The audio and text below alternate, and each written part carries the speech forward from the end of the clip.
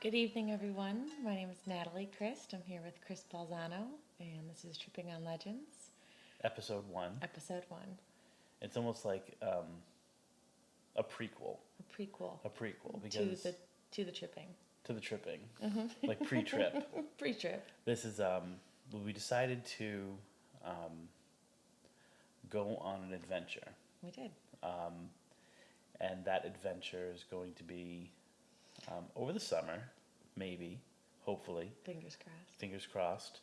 And so we thought we would document not only the trip, but we would document some of the research that we did leading into the trip. Right. And along the way, the way that that this is going to be set up is to some degree, Natalie, you're the person who's learning kind of some of this stuff, and I guess in some ways, I'm the expert. Yeah, definitely. Way more experience. I'm more experienced, but I'm not quite sure anyone's ready to call me an expert yet in anything. But in a lot of Gilmore ways, Girls. yeah, well, yeah, I'm an Dawson's expert in Creek. some things, but not in this.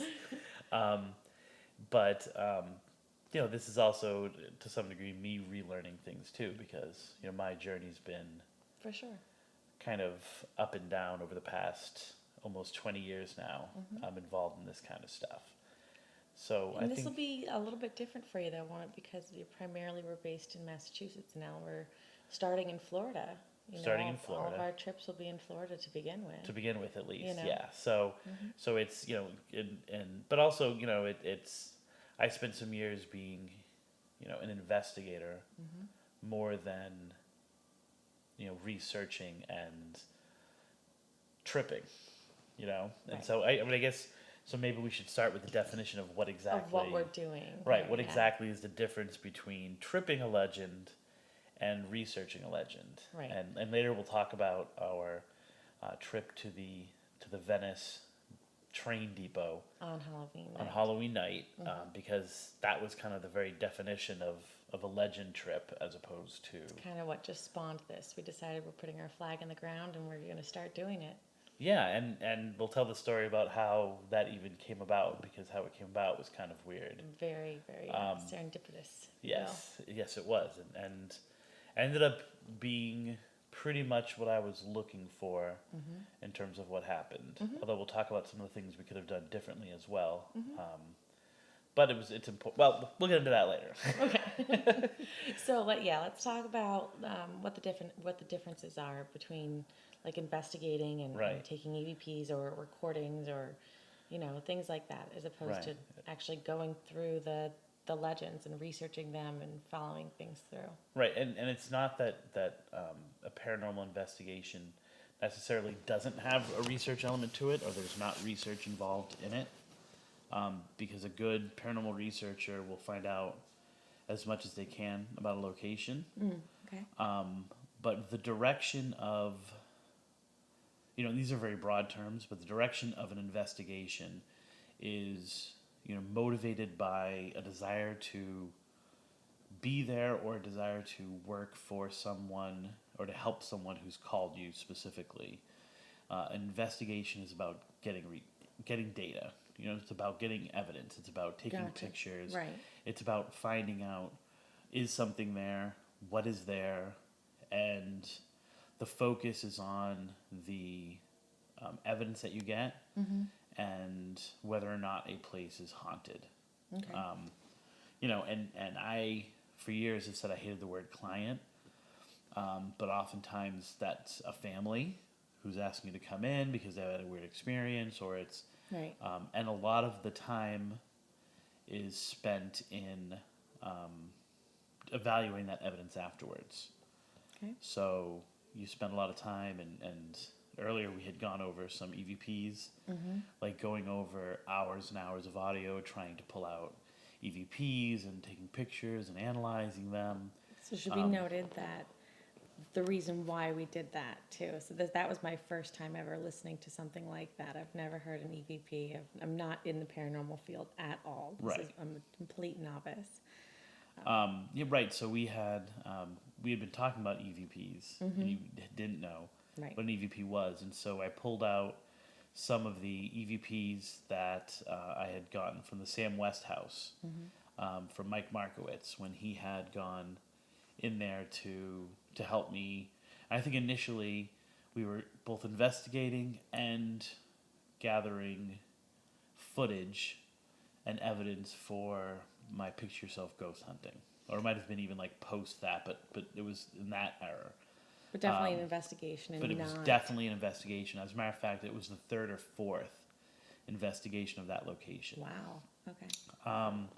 And I think some of those made it to his book, which I believe is called EVP. Okay. I can't remember the exact title of it. Mike's going to kill me for that. But Mike Markowitz is the man. Like when it comes to EVPs, he just has the EVP ear. And it was weird just because I haven't done an investigation or evaluated evidence in such a long time that I started getting my EVP ear after about an hour of us Right. Going listening through each to one. it. So there was actually, and I would like our listeners to know that along with this CD playing these EVPs, there was this booklet of the dialogue or the recordings and what the translation that Mike had done from these recordings. And I didn't get to see this beforehand, didn't read it, but was able to actually hear some of the things. Not all of them, obviously. It's my first time ever listening, so there's a lot of background noise. I'm not trained to hear it like you were talking about. But definitely found it very interesting that I was able to actually pick up some of the stuff that you had later told me was, yes, that's what Mike heard too. And then even so, things that weren't in that dialogue or in that booklet that we heard, like music that was playing or, somebody softly chanting something. Right. It was almost like creepy. it was almost like a mantra. Like he was trying to either convince himself to kill himself, Yeah. or to not kill himself. But it was just like crazy. Which And is then actually, once again, like you were saying, different from what Mike heard when he got it. And But I mean, it was clear as day. We both heard it. Looked at each other like, wow. Right. And one of the things, even during that session, that we had talked about was that I was it seemed so much more focused on the tone of the voice and the inflection as opposed to what they were saying. Right. I mean, there was all these different voices, all these different chatterings, murmurings going on. It was hard to tell what people were saying or whatever these spirits were saying to each other. But you could tell there were so many different spirits, I guess is the best word to put that. And everyone had a different inflection. There were some that were angry, some that were just sad, some that were just desolate, or despondent. It was incredible. It was really So if you were experience. talking about noises that were the result of a microphone or the result of background noise or cars, these voices definitely had personalities to them. So exactly. whatever was going on, you could tell that there was something because definitely. They each had their own personalities, which were kind of absolutely based on So okay, wait. Let's get back to what is a legend trip. Okay, How do we trip on a imagine legend? imagine all of that as the background for what an investigation is. Right. And a legend trip is more of you hear of a haunting, and you go and you try to experience the haunting itself. Just a haunting? It doesn't need to be. I mean, it can be, if, like, for example, a legend trip might fall into, you had forwarded me something about a gravity hill. And those are places where when you're neutral, you seem to be going uphill. When it's actually an optical illusion, you're going downhill. Like, that would be another example of a legend trip. Or like a mysterious creature, for example. Or a mysterious creature, yep. So as we've put our flag in the ground, we've done some research about local legends or myths or urban legends. Right. Things Which like isn't easy in Southwest Florida. No, it's not. It's very difficult. I think that part of that, and we'll get into this in like later episodes about the spreading of legends and how these things develop, but I think that has something to do with like the transient nature of Southwest Florida. Absolutely. How there are very few people who are from Florida who are here, who are here for generations, who can kind of spread those things. And I think too, a lot of it, I think the stories are out there about hauntings and things like that, but I think it's an untapped well Yeah. down here. I don't think it's really a big pull for people, they're mostly retirees down here. So. Right. Anyways, but like one that I did see was the skunk ape, which that's a widely known Right. down here. But I mean, that would be considered tripping on a legend. We would go to like where the most recent sighting would be. Sure. Right? I think the way way that you approached it, like if you're, once again, if your goal was to get evidence of the skunk ape, then it starts becoming a little bit more of an investigation. Okay. Although cryptozoologists and people who aspire to be cryptozoologists, I don't want to say they do more background than paranormal researchers do, because I don't want to make it seem as if like they're more prepared for what they do than paranormal investigators are. But don't they have But like probably kind of an up there's because probably what a they're looking finer for? there's probably a finer line between a cryptid legend trip and a ghostly legend trip. Okay.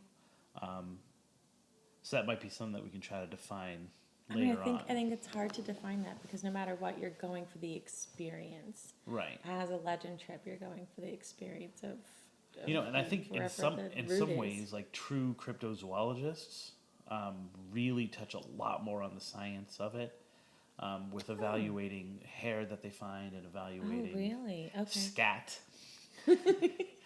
That's a lovely way to put that. Thank you. And so, like they actually probably post-investigation. I mean, it's a different kind of work, but, that's, I don't want to be sifting through poop. No. Post-investigation personally. But, there are different ones that are there. But, I think it's also, like, so a really good example. So ghosts don't poop, is what you're telling me? No, there's... If anyone wants to check the archive, the Spooky South Coast, there is the infamous ghost poop incident. No. So. Shut up. Yes. No way. I'm gonna just leave it at that and let people, if they want to. Well, I'm going to. Keyword those things and see if they can find Spooky South Coast ghost poop and see kind of what comes up. Oh, my Lord. Yeah, okay. It's been a going joke for a few years. That's hilarious. Yeah. Okay, all right. So, like, the difference would be, for example, some paranormal researchers want to know nothing about a house before they investigate or a location. Yeah, that's probably the way I would want to go. Because they want nothing tainted. They want whatever it is to be that moment, to be that experience. And so they don't want to know the information. If they happen to use a psychic during their investigation, the psychic wants to know nothing because they want to. Right. Well, I mean, part of that is not wanting to, and part of it is wanting to prove that they know what they're doing by saying I didn't know this ahead of time, and look at what I was able to pull out. Whereas a legend trip, you kind of want to know everything ahead of time, because part of it is like getting all that information and then experiencing it and being the stories. I'm obsessed with history and stories and personal stories. Right. So that's really what my passion is in this whole thing. And like I said earlier, an investigator, the best of the investigators, combine those two things in terms of like they know the entire history of a house and they conduct an investigation. The legend tripping kind of is just more focused on, doesn't mean they don't try to get evidence, or doesn't mean they don't do the same things. As a matter of fact, one of the things we talked about, which we'll get to, is we maybe could have done a little more of that if we'd been a little more prepared, if it hadn't kind of like struck like lightning to go do this. Right. I mean, it was just so, like I said before, serendipitous. You had to get out there. Right. We had to get out there, and it was, and there was a pull to it specifically, and a time frame, which we'll talk about. Right. I do want to add something though, really quick. So, not being in the paranormal field at all, not ever having done an investigation, I would think I would approach it, any kind of a paranormal or a haunting, anything like that. I would go there, get readings, and experience it first, and then do the research afterwards. I think, I don't know, it creates more of a legitimate investigation, just because at that point you don't know what you're looking for. Right. Do you know what I mean? So whatever happens on its own without your psyche influencing anything. You know what I mean by that? Right. I don't know. I mean, I think there's different schools of thought with that. It depends on what kind of investigation you've got set up. So if you are, if you're doing something, for example, where you're going to, like the Sam West House, for example, we went there with the intention of going there several times. Oh, really? So the first time that we went there, the investigation part was maybe an hour. but we spent 3 hours talking with them. Wow. You know what I'm saying? Like or I should say, we spent 3 hours all together with them, Gotcha. and that was just the first time. You know, and then we went back in there for a full investigation, and then we happened to go back in there again with Mike for the EVP session. So that was a location that we knew we were going to because it was a private residence. Because it was very active, we knew we were going to be able to have access to the house several times. Right. So in that kind of situation where you might want to get information, you might not want to get information, go there, get the information from the homeowners of what is current, and then go back in and get research and then do the evidence. So I don't know. I'm one of those people who's like, I don't feel like I wouldn't want to miss something, you know? Like, for example, if there was some kind of pull towards, and I hate to use this as an example, but it was only because I've got a bad history with this. But if there was a certain pull towards, like, the scent of strawberries, I would want to try to influence the investigation by bringing strawberries into it or something strawberry scented to see if that could trigger stuff. Gotcha. You know, which some investigators would not do.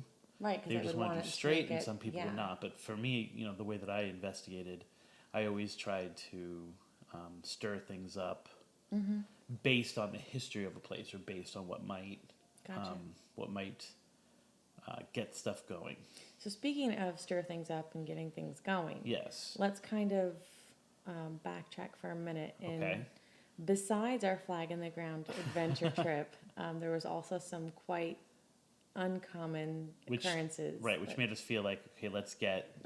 Let's start. Let's start this This podcast was because these were other signs that we got, if you will. Right, absolutely. I think.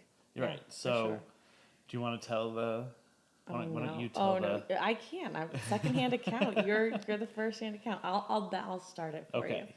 So here we were watching Kung Fu Panda 3 in the living room of my residence.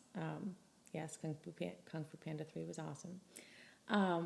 And I don't know, not any kind of late at night. It wasn't dark. We had the lights on. You know what I mean? No, as a matter of fact, I don't think it was dark at all. It was before the time change. Right. And it was mid-afternoon. Mid-afternoon, yeah. We were just hanging out, watching Kung late Fu. afternoon, yeah. Yeah. And normal afternoon, nothing crazy happening, you know.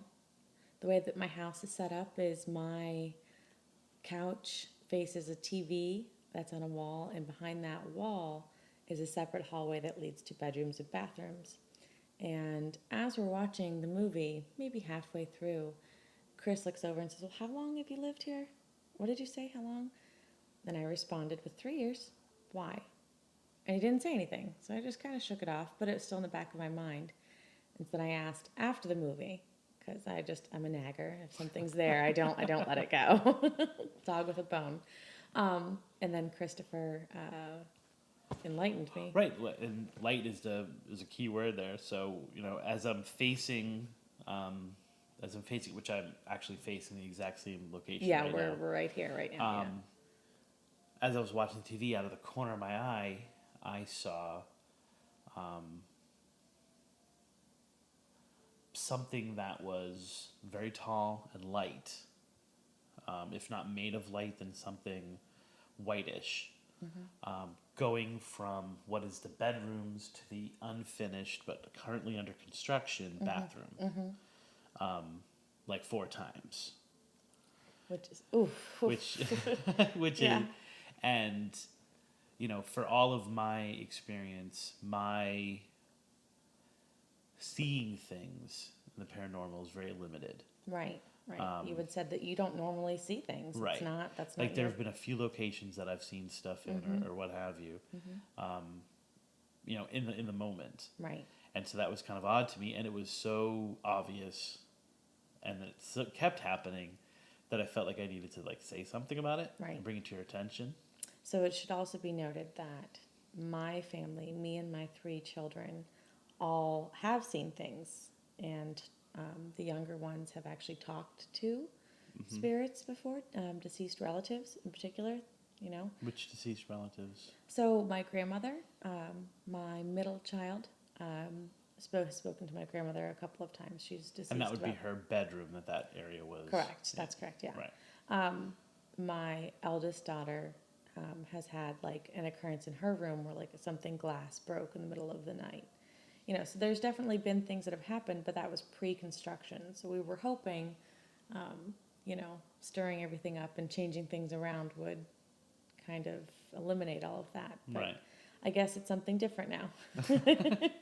Or, you know, so, you know, and that led to a long discussion. Yeah, very long discussion. About Because what. obviously we didn't stay here. We left after that. So in the car on the ride. Right. Not out of fear. We're not scared. No. But you know, and then we ended up, we were like, okay, well, let's experiment and see if we can get some of the equipment working to work on this podcast. Mm-hmm. And so we were in my living room, and my house is a pretty much open concept, and then like off of the main area are the bedrooms. So we Mm-hmm. were in the living room, which is pretty much open. Mm-hmm. It's like we were like maybe 6 feet away from the front door with the Right. windows open. The windows- Beautiful fall day. 2 of the 3 windows were closed. So Mm-hmm. but the window closest to the door was open. Right. Mainly because we were checking sound levels and stuff. Right. And Yeah. we didn't want people to think. And And we were doing EVP. We were listening Yeah. to those EVPs, and I didn't want people who were Right. driving by listening to us. No, it Walking should be by. noted that, yeah, so at this point, once we were testing the equipment, it was like, midnight, 1 o'clock. It was the Right. night of the time change, Right. actually. Right. So, yeah, it was So like 1 it was o'clock. fairly late. Right, it was. It was at least 11 by the time Mm-hmm. that we were heavy into the EVPs and setting up the equipment. Right. Yeah. And then all of a sudden, All of a sudden, 3 mid loud because we weren't even knocks sure. on the door. We weren't even sure that it was his front door, but obviously I jumped out of my seat. Yeah, Not I mean, expecting it was interesting in that, you know, it seemed to be coming from the area of my front door, and it seemed to be on my front door, but not really. Like, it didn't have, I don't know, it's almost as if when someone knocks on your door, you can see those little sound lines. Right, Like in exactly. cartoons. Yeah.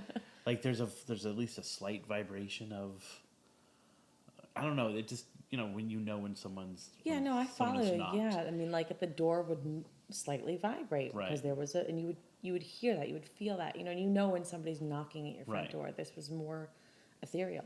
Yeah, is the best okay, word. that's a really good way to. It was like Yeah. there but not there. There, Yeah, but not there. So ethereal, and Obviously, I made him go up and check because. So I immediately got up and checked,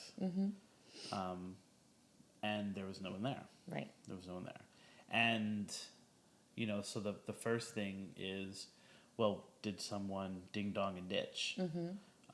Which was our first theory on it, but. My house is kind of it's literally the only house on the street It is yeah. on. There's open field on either side of your house. Right. Open field. And so and then it's pretty open in terms of it's a residential area and the houses are pretty close together. So someone would have to be the flash Right. Exactly. or have gone around my house. But On the fence side, but even then it would have been, yeah. there was no noise, there was no shuffling, there was no scurrying. Nothing. There was nothing, it was just No completely... laughter. I mean, because we sat there for minutes afterwards Right. in silence, like what just happened? Right, and, that was Saturday. That Monday had been Halloween. Right.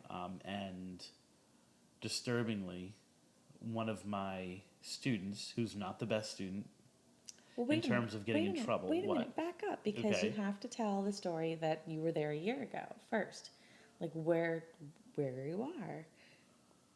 I don't know what you mean. Tell about the ringlings. Halloween, ringling, no.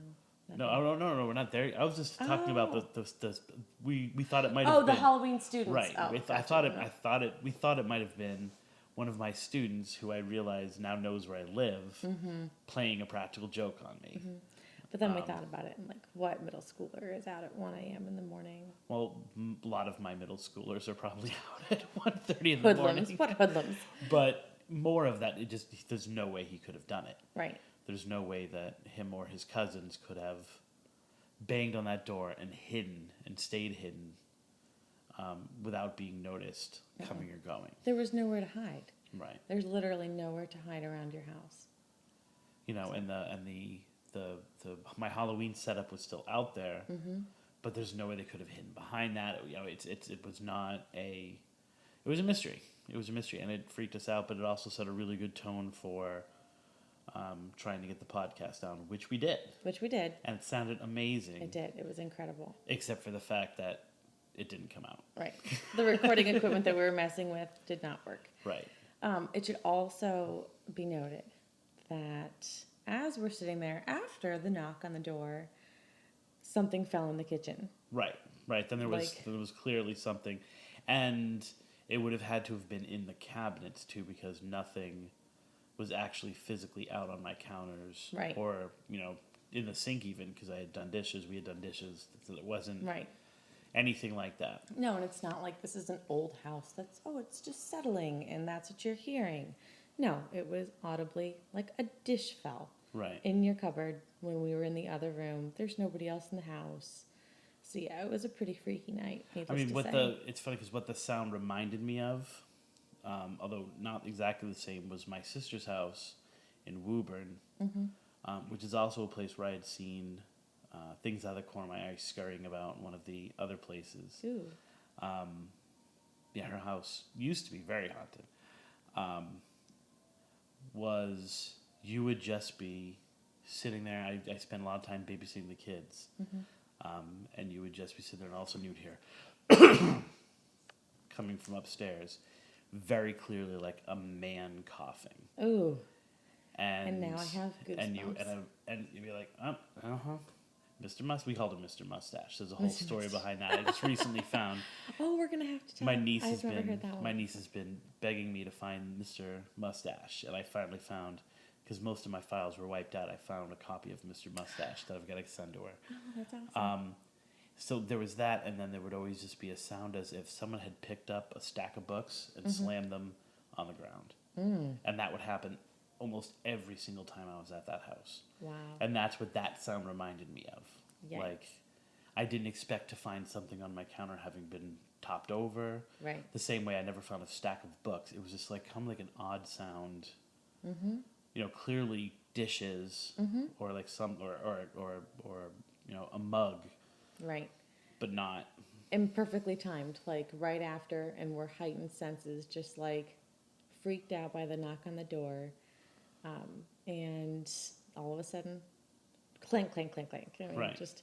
And then the significance of the number 3, which I didn't know. Right. And you had told me about afterwards. Right. So I'd asked you, how many knocks did you hear? And you said, I don't know, 3 or 4. And I've clearly heard 3.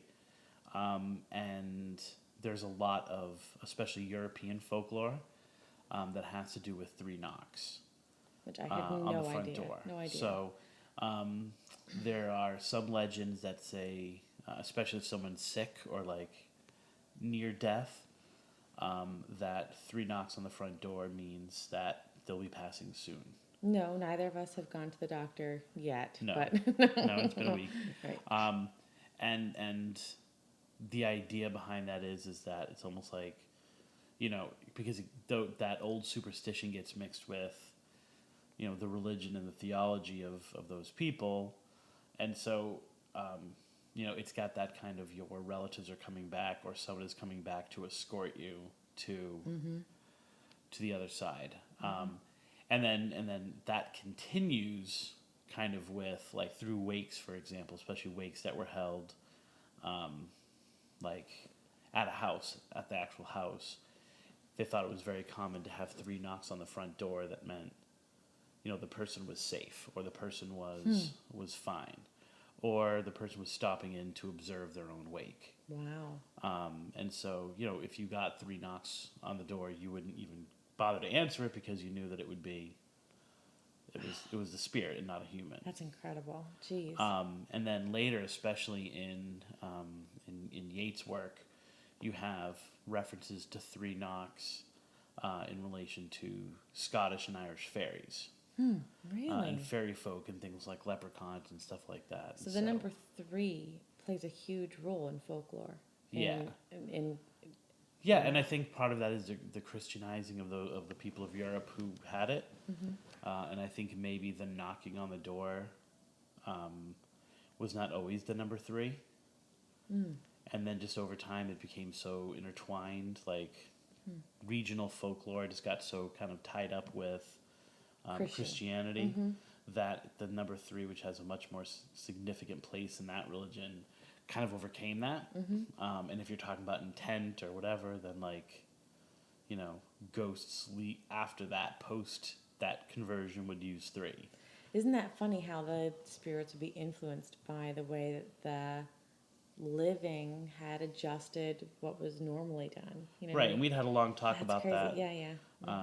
You know, between panda time and and knock time, about the influence that intention and cultural changes might have, and that's something we'll definitely explore like a lot more like in future podcasts. But that idea of that, like, when a society changes the way that they perceive the paranormal, does the paranormal itself then actually change to accommodate that? Right. You know? And what does that say about the paranormal? Do they have a level of consciousness in order to change? Right. Or is it, or is it us influencing them by using our energy to influence? Right. But it would only make sense that if I were to die and become a ghost, I would probably be able to manipulate EVPs easier than a ghost who had died like 100 years ago, because I would understand what a radio is. I would understand what a tape recorder is, and so I might have a better understanding of how I can influence that, whereas a spirit from 100 years ago might not know what that technology is. That's true. They just do it accidentally. I see. And the same kind of idea. That. Yeah, it's the same kind of idea in terms of, if I am a ghost with a Christian background, then I am going to be kind of limited by the constructs of my understanding of what you can do. Ghosts and a soul and what I might be able to do as a ghost, and that idea that there's such a prevailing thought that ghosts are ghosts because they have some kind of unfinished business. Right. We talked a lot about that. Right. All right, wait, that's for another night. Well, I was just going to say, like, so that a ghost who is a ghost who doesn't have unfinished business might spend a really long time trying to figure out what that unfinished business is. Like, something's making me stay here and I don't know what it is. Yeah, he or she's been told right, for so long she's been told that you're only here because you've got something to do. Right. He's looking frantically around the house like, what did I forget? What did I forget? Did I leave the stove on? No. Right. So, wait, I don't have any money, so I didn't leave my the safety deposit box key somewhere. So. Something else that I wanted to ask you about. Yeah. You were telling me about, you played me a song, and it's called the Tuning Song. Tuning Song. And which is our theme song. This is going to be our theme song. Our introductory music. And it is so poetically just heartbreaking, terrifying. Love it. Just absolutely love it. It's really cool. And there's a story behind it. There's a story behind it. You were starting to tell it to me, and you were like, all right, let's just do it. Right. So, excuse me. So the tuning song that you hear at the beginning of the podcast is written. That version of it is written and performed by my good friend Brad Trolson, and we're going to put a link up to his music site so you can kind of hear some of his other stuff. Talented guy. Very talented guy. And if anyone has ever listened to the old Spooky Crossroads show, we use one of Brad's songs because it's really good because it's A, we get to promote a friend, and B, it's really good unlicensed music, so we don't have to worry about no royalties there. Having to pay out royalties from it.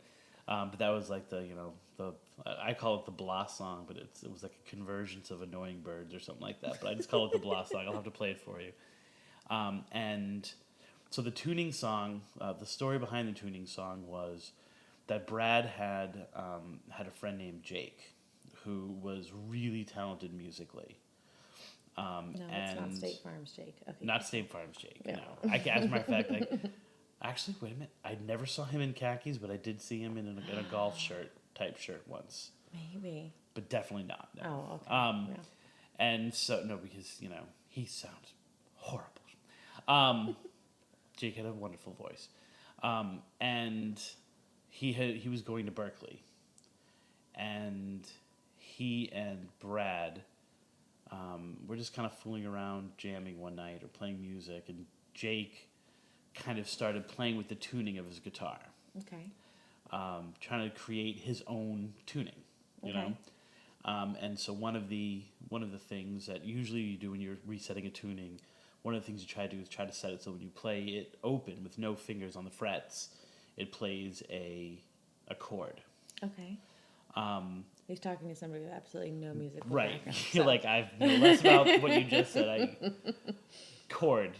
That's like corduroys? Is that? No, it's not. It's a Like a vacuum cord? Right. What are we talking about here? and so he was just playing with that, and he just started playing that on a single note on the second string, just that like doon doon doon doon doon doon. And then he would have the E open, which is what was no longer an E, and it was just very creepy and very. It's haunting. It's haunted. There's something about, and it's in a minor chord. It's a minor key. I should don't say. know what that means. And there are a whole bunch of legends about the devil's key and music being played that ignites certain paranormal activity or certain emotions or even thoughts of suicide. So great. You played that song and then but we had 3 that's- knocks and then jeez. Well, I don't know if it's connected to Keeping the razors I don't know if away. it's connected to any negative emotion, but it definitely, like, when you hear it, has, at least for me, like a very it seems to open up something in me when I hear it. Really? So it moves And you puts down. me in a, Okay. definitely puts me in a mindset, which is why I had him record it for me, because my intention was just to play that while I was working on a project that I was working on. I just wanted to listen to that song over and over again, which I'll get to kind of like, that part of the story. So, so Brad learned to play it too. I mean, it's a fairly simple song the way that it was originally written. The way it was originally written, they do that one note, and the second time I think they play it on 2 strings, and then the third time they play it like almost like with a full chord all the way through. So Brad added a lot to the version that we play at the opening of the show. Okay. Especially like his singing of it and like the almost kind of like gypsy feel that it has. With the rhythm of it and stuff like that. It used to be like a lot more straightforward, and then it was just ended up being very, very fast. And Gotcha. and Brad played it the first time he played it for us. He was playing it, and we were in our living room in Boston and the common room, and he played the entire thing. We were all just kind of like taken, and then he was playing with like a single candle. He blew the candle out, and it was like, whoa, that was deep, man. That just touched my soul. And so. And then there was another night that he was playing it that I was going through Harold Brunvan's Big Book of Urban Legends. And as I'm flipping through the pages, he was playing that over and over and over again. And my roommate was playing it on the piano. He was trying to learn what Brad was playing on the guitar. He was learning on the piano. So wait, did they feel like it was haunting too? Like, did they feel like it was a creepy... I think they like, both what did. was their emotion? Okay. I think at least Brad did. Now, were they into the paranormal too?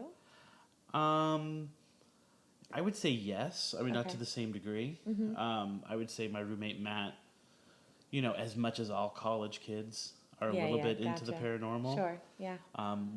Brad's a very straightforward person, very, like, I would say very spiritual person. Okay, But I'm not sure how much into the paranormal he is. gotcha. But All right, Matt sorry, maybe I a little bit sidetracked more. But in a very legend tripping kind of way, actually, Cool. as opposed to go out and find research or something, which we all were at that time.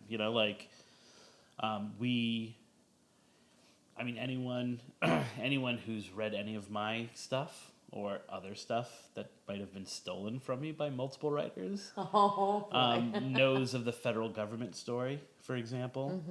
And the federal government story revolves around Brad and Matt. And our extensive use of the Ouija board at the Charles Gate Hotel. I think that was the first story you've ever told me too, was that one. Yeah, and that was the pretty- first story pretty that was ever nuts. stolen from me and given back, which is kind of cool in some ways. It wasn't cool at the time, but it's cool now. That it's part of like the Boston tours and stuff like that. But yeah, so I would say like even based on that, like I didn't even think like we used a Ouija board all the time whenever Brad was around at that time. So Definitely. So this song was created because that was kind of the underlying theme of this group of guys. That you guys was just like this creepy all the time, like or spooky. I don't know. I mean, I don't. I would say more like it was deep and soulful, and that ignited us as artists. Okay, gotcha. Probably more than as paranormal people. Okay. You know, although I guess in that way it's kind of unexplained. That's a deeper answer. Yeah, it is. Yeah. But I mean, they're it's when you hear art, it spurs you to do art. You know what I'm saying? Like when you hear something, and so there might have been something about that melody or that those notes, you know what I'm saying, and then the way that they're played, that might very much have like ignited. And to be honest with you, like pretty soon after that, we all started hating each other. And so I've never made a link between the song and that, but there definitely was. There definitely was a lot of emotions that were stirred up in that place. So we're gonna start to hate each other because that's our theme song. Probably. I'm already starting to feel it, to be honest with you. Really? So, no, probably. I mean, I'd be interested to check in with Jenna to see if Jenna remembers any paranormal activity in that apartment. I think I just spent most of my time out of there working, so I might have been ignorant to some of it. Although I do remember that Brad and I thought that the apartment was haunted because every morning we would hear the same creaking. And it was unexplained. We had no idea what this creaking was. And every morning it was the same, and it happened at pretty much the same time. And it's for months it killed us. We couldn't figure out what it was. And then I think it was the night before Thanksgiving, and I think I was alone, or maybe it was just Brad and I were in there, and it totally hit me that our bedroom wall was behind the service elevator, and the noise that we heard every day was the people arriving at work and going up to the You floor had me to going do the there for a little while. to do I was the like, oh, do the God, service, what's the and it was creepy- like once we heard it, it was like we're idiots. But I think it's a lot of the paranormal is like that though. You're You know, right. where you have this kind of thing, and you're like, oh, well, of course that Of course, that's what that is. of course that yeah, makes yeah, sense. yeah. Now I get it. So I just remember flipping through that book as those two were writing. I was playing, I should say, and kind of at that moment of hearing that song, in that feel, in that mood, and flipping through that book was kind of where I started in the paranormal. And it kind of was the spark of Massachusetts Paranormal Crossroads, which was kind of the fire for all of my stuff that I ended up doing. So this is the song of your life. So this is a song that had a very strong influence on my life. Hopefully it's not the song of my life, because Explains why you hate people. hashtag, I can't even think, what's the word that means when you hate people? Misanthrope. There you go. Misanthrope. So I asked Brad what the song was about, because he said he's always had trouble writing lyrics for it. And I was like, well, what's the song about? And so he described this story that he had heard, and the way that he heard it, he conveyed it to me, I should say at least, as if it were a true story. And I've since, they had it featured on Unsolved Mysteries, and I'll put a link up to that so you guys can see kind of the original broadcast of that having to do with this. But it is a story of, and I'm going to tell kind of a condensed version of it. Okay. But a person is driving down the road, and they see someone in the road, and they swerve to avoid them. And then they notice that the person is now in the road, and their arm is outstretched, and they're naked. And so they go immediately to the police, and they say, this happened, and The police go out there and they investigate and they don't find anything. And then on the next night, the same thing happens. Different drivers going down the road. They swerve to hit someone who's in the road. The person's naked. They come back. They see the person, once again with their arm outstretched. Although I think at least one of the instances, the person is pointing, like standing up naked and pointing. It's a woman. Okay.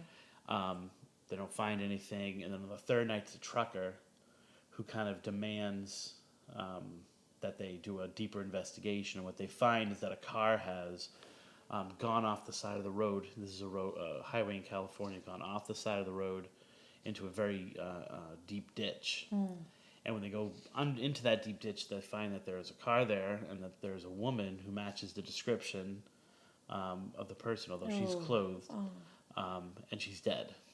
But in the back seat is her son, who is still alive, who's been surviving for 3 days.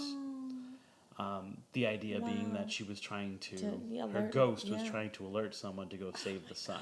Oh. And so, it's one of those things that Goosebumps. has Again, goosebumps.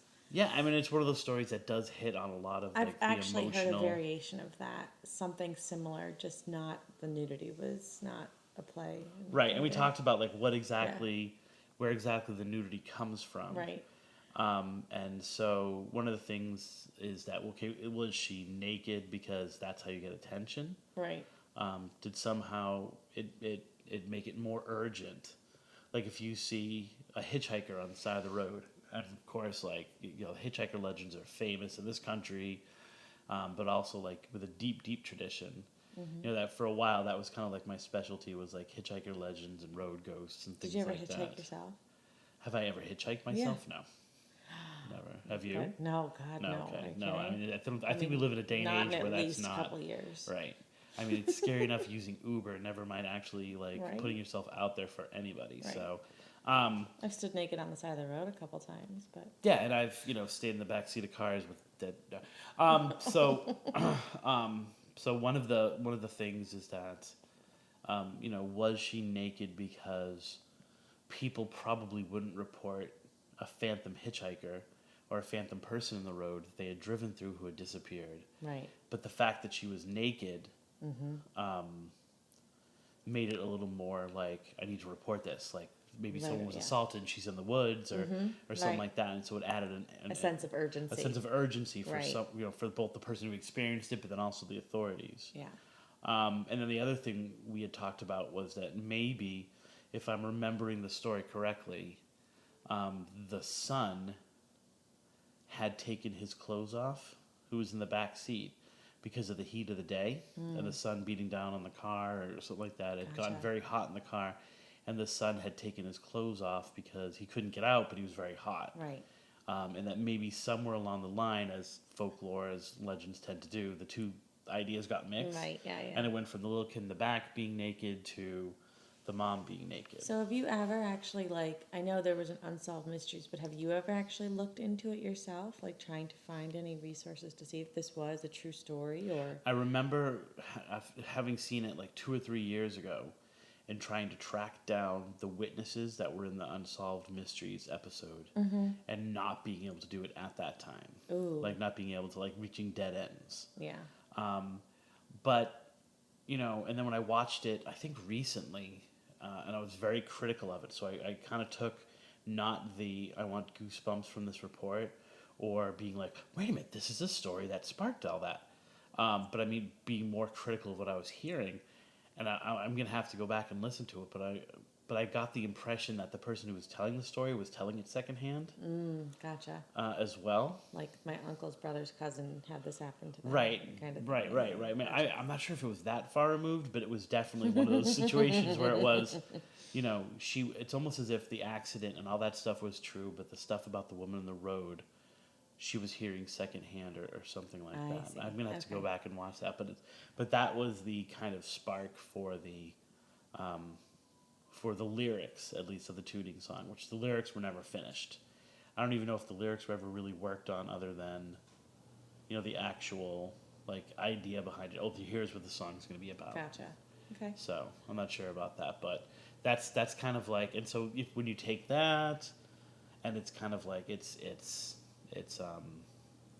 its use or its kind of like memory as a spark of like a lot of what a lot of how I started this with just the actual impact of the music itself. I thought it would be a perfect I think it is. intro Absolutely. song. So And I'll have to get some feedback from people, see what they think, see if it matches what we're doing here.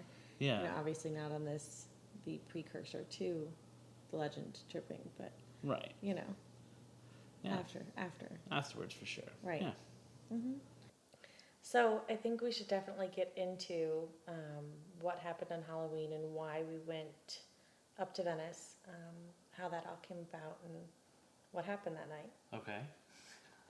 I mean, it probably goes back to when I first moved to Southwest Florida. I wasn't here that long, coming off of, being fairly active in the paranormal community in Massachusetts, and really kind of coming here with no sense of. I think I had met some investigators, and it was kind of like a weird situation, and but definitely no paranormal community. Is and there I think, a large paranormal community down here? I think there at that time what there were a lot of ghost hunter groups. Okay. And while I've written about ghost hunting, I've always kind of been anti-group, anti-paranormal group, like having a paranormal So you're group. antisocial is what you're telling me right Yeah, now? I just hate people in general. No, I mean, I think that, like, and this is part of the reason why I'm pursuing much more of the idea of legend tripping is I think that what I found in writing Picture Yourself Ghost Hunting, which hadn't been published yet but had just been finished, Okay.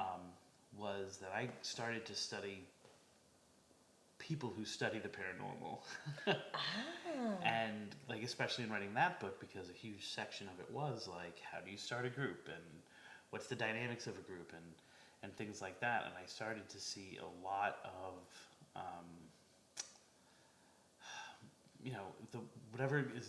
whatever might be a negative thing in any kind of relationship, power struggles. Yeah, I was just gonna say, like, they're like a leader and a personality treasurer clashes. and Oh, like. they're probably not, I don't think treasure, but it was like, I'm the case manager and I handle the equipment. Gatekeeper. I think the key master. Key master, yeah. I think the funniest title that I found while I was writing that book was there was someone who was skeptic in training.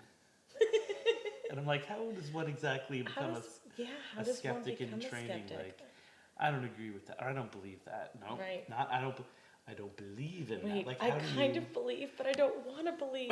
Nope, that's not good enough. You're a skeptic. Right, You have yeah. to.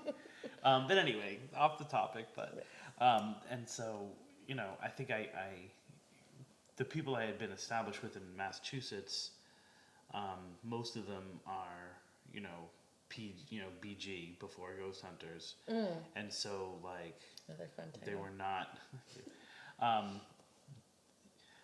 It was they were coming from a different place, and so I've never necessarily been strong with groups. Okay. But what I found was when I got here is that there were a lot of ghost hunting groups, but I was like, well, I'm better than you. No, I'm just kidding. No, just kidding. I'm different than you. I wouldn't say better. No, it was just like, I just didn't fit in with them. I gotcha. And Okay. I think part of that was also just being a northerner. I was like, Yeah, wow, you're a these Yankee. people are, Yeah, these sure, people yeah. are wicked Southern, which was off-putting at that point because I was like, even that part of Southwest Florida was new for me. So it was like, But now No. you're full-fledged Floridian, right? Full-fledged No, Floridian. Go ahead, say it. No. not happening. How long have you been down here again? 8 years. 8 years. 8 years. Wow, 8.5 years, really, coming up on. And so, Yeah, once you pass that like 7-year mark, you're Floridian. so I was actually, if I'm not mistaken, getting back on subject, I'm pretty sure at that point, Schiffer, the publisher, had commissioned me to write a Ghosts of Southwest Florida book. Ooh, fun. Yes, except for the fact that it was with Schiffer. And so I was trying to compile stories of this area. Okay. And so I pulled out Kim Kuhl's book, which I believe is called Ghosts of Venice. Okay. Or something along those lines. Okay. And I had read the book, and it was a pretty standard, I think it's a self-published book. Like, she has a publishing company that publishes books about Venice and Venice history and stuff like that. And in there was a story of, and it was I think it was only maybe 2 or 3 paragraphs. And it was about that Ringling Brothers had used to use this depot in Venice as their winter home. And they would come into in the winter, they would come into to the depot, and they would leave from the depot when they were going back on tour.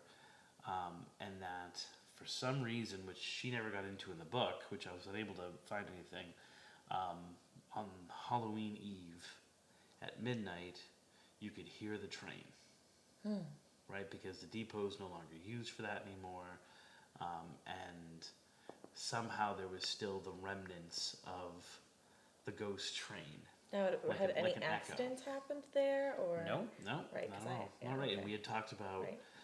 residual hauntings. I'm not sure if we had done that off air, but we had talked about residual hauntings versus an intelligent haunting. And this seemed very much to be some kind of residual echo. Just like an energy that was still there.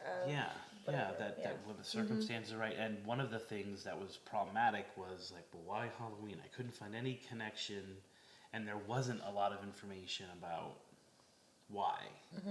It was just kind of thrown out there at the end of a chapter on Ringling Brothers and kind of some of the hauntings that are in Venice that were related to it.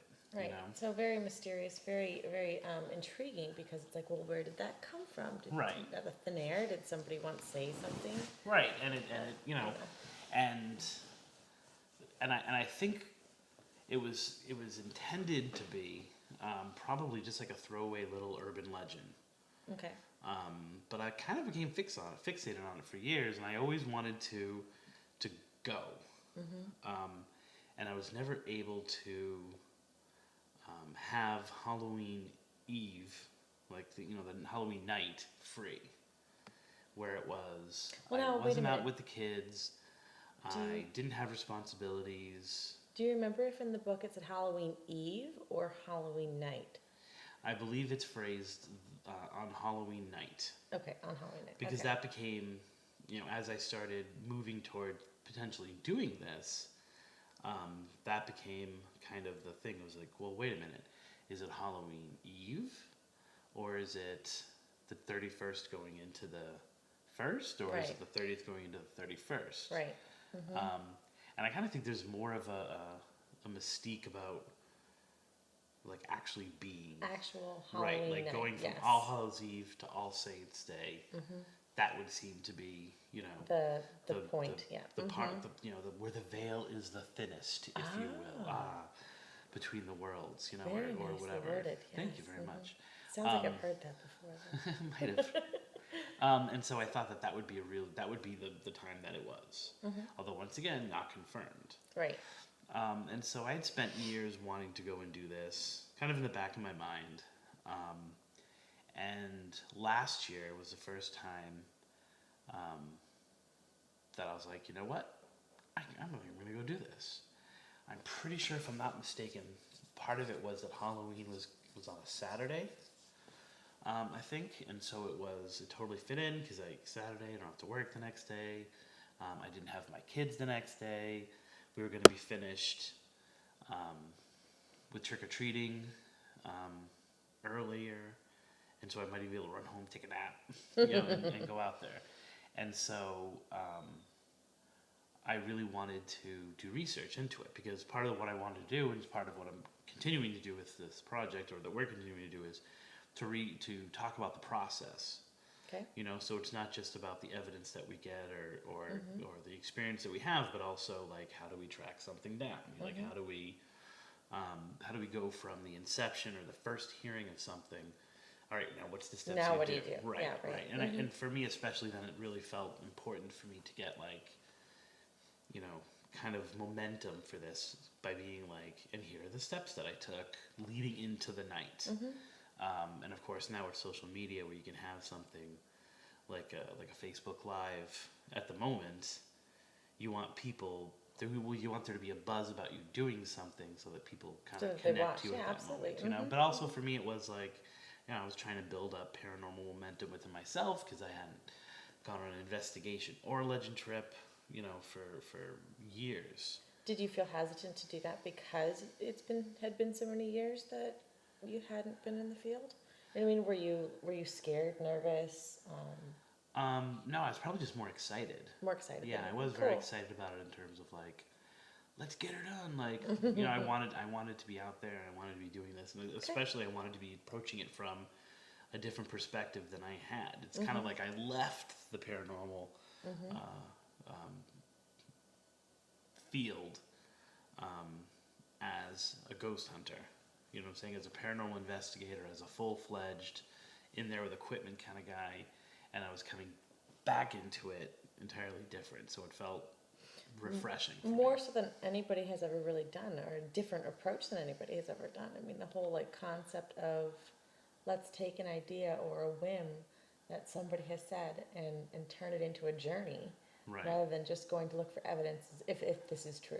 You know what I mean? Well, I think that people used to do it like that. Okay. And I think that that's probably the purest form. Gotcha. In that it echoes when you and your friends are hanging around, and you're like, you know what they say about the old Johnson house. You know what I'm saying? If you're standing in the lawn on the full moon, you'll hear the whispers of, old man Johnson killing his wife 10 years ago. Like, you know what I'm saying? And then you go and you do it with your friends, and you're not thinking about it. You're not Where's the preparing Dole Johnson it. house? I'm just kidding. It's right next door. This is the Johnson house, actually. So, okay. And it's the supermoon. So, or we're in the wake of the supermoon, the wane of the supermoon. But that, you know what I'm saying? So it's like that pure form of like, it's the in the back of your head, or in every part of your head, that if you close out those lights and you say it, Bloody Mary's not going to show up, but you're still hesitant to do it. It's that anticipation. You know what I'm saying? Right. Or that it's like, when you're a teenager and you're playing with the Ouija board, Never done a Ouija that board. your friend is probably moving. No? Never. Well, that'll have to be another show, but like there's that part, but then there's that pureness of like that that jump in you, that nervousness. Absolutely. Kind of the same thing when you're going like in a haunted house for people that are easily scared. Right. Like me. Like that. Yeah, that. And it's so, in some ways, it's the documenting of it that was new or new-ish. Newish. You know what I'm saying? Like, I don't want to like say that I'm the first person to have done You something are the like pioneer that. of documentation. Right. But it's definitely like, but the idea of, hey, I heard this rumor, let's go do it. Let's go knock 3 times on that house, or no, let's go to the railroad where it's supposed to go, in the wrong direction. Like that stuff, that's the purity. That's the unofficial legend trip that people grow up in. That kind of builds the mystique around certain areas around town, and kind of gives life to the legends. You know what I mean? That's how they fuel them. And I think gives life to the groups of people that experience it. Like that's a memory that they share, and years later people still talk about like, oh yeah, remember we went to the cemetery and we put the stake in the ground, like, right. You know what I'm saying? Or we, and I think that's the emotion that I was going for. Okay. But I also wanted to be like, and here's all these other things you can do leading up to it, like looking at the history, looking at the, so into that, and if you go to trippingonlegends, .wordpress.com, you can kind of get last year's journey, which ended like a Ringling Brothers railroad track. It went nowhere. I went up to Venice. But with monkeys or elephants, anything? No, nothing. Not even creepy clowns. I went up there, and I tried to talk to people about it, like just people in the depot. No one was kind of willing to talk. Nope, never heard of it. So there were Never heard what people you're talking there about. though when you went? Yeah, I went Okay. like, and actually now the old train depot is a bus depot. So there's a very picturesque railroad track that comes from nowhere and leads to nowhere. It's just like literally just like this used to be a train depot, and here are some tracks that prove it. And then the other side of it, which would be the public face of it, it's a bus depot. Gotcha. So there So it's are still buses that active? come in and out, and, Okay. and it's got a pretty regular schedule, and which is kind of odd for Southwest Florida because coming from Massachusetts, the transit system here is kind of silly, and You're but there's spoiled not. a little. I know. So I was, I went there. No one was really willing to talk. Not that they weren't willing to talk. No one knew anything. I got in touch with Kim Cool, who had written the book. She did not immediately get back to me. She didn't get back to me until after Halloween. And I don't know whether the tone of my email to her made it seem as if like, hey, listen, here's this thing that you wrote about, and I totally don't believe it. I don't know if that's how she took it. You were the skeptic in training. No. I got my badge actually, but it literally was, for me, was an email to say like, here's this legend. I'm having a hard time getting traction on it. Where did you get your information from? Right. Like, let me follow your footsteps and retrace what you found, so that I can retell this. And of course, you're part of the story. And her response was something to the effect of, please read my book on the information. Like, it was very much like, I will share nothing with you. Which, once again, I don't know if she thought that I was attacking her, or whether she just didn't really care, or whether... Had you made it clear, like, you were a fellow, I didn't make it overly clear, because it was my initial contact. I didn't want to be like, hi, I'm Crist Balzano. You might recognize me from my books. And I would have loved to have gone with her. You know what I'm saying? Like, hey, listen, you wrote about this. Have you ever done it? Let's try to do it. And I really got no response. I contacted the Ringling Historical Society. They had never heard of it. They had never heard the story. They had never even heard her version of the story. I got in contact with the Venice Historical Society. They had never heard of it at all. So at this point, you must have lost steam. So at this point, I think the actual post where I was like, I'm not going to do this. I think the actual post that was called, tripping on a train and getting nowhere, or something like that. It died. And so it was kind of like, just put it on the back burner. And then a year passes. Like, I don't really think about it too much. It's just kind of like... It's on the back burner. It's on the back burner. I'm not even interested. Simmer. Right. In the warming area, maybe even. I'm not even sure if it was even warming. It was, or even on my mind. It was just like, it almost to some degree felt that, aside from actually physically being on there and experiencing the moment of midnight, I had taken the story as far as it could go. Gotcha. Okay. And I kind of got the feel from the legend itself that maybe she had just heard someone say it once. There's the... Or maybe she was using creative license a little bit, like... There's nothing wrong with that. And like I said, it wasn't like it was a chapter dedicated to this. It was really in the context of other things she was talking about, and she threw this out at the end of the chapter. Gotcha. She's got a great name, by the way, though. Kim Cool. I mean, come on. That is pretty cool. That's awesome. Cool. Pretty cool. Pretty cool. So anyone who's done like Bridgewater Triangle research, right, has heard of the mad trucker of Copacabana Road. And I kind of felt it was that situation, whereas someone had posted something on a like a town blog, or like a town like news feed thing, basically being like, hey, has anyone ever heard of the mad trucker of Copacabana Road? It's supposedly this trucker that you seen and he chases you down the road, and pretty much everyone was like, no, never heard of it, nope, never heard of it. And it was just enough that I used it as like a throw out in my book. You know what I'm saying? As I'm talking about different road things, I used it in one of my books. And then Jeff Belanger picked on it when he was writing Weird Massachusetts. And now it's like this thing, like this mad trucker of Copacut Road. funny. And everyone Wow. writes about it.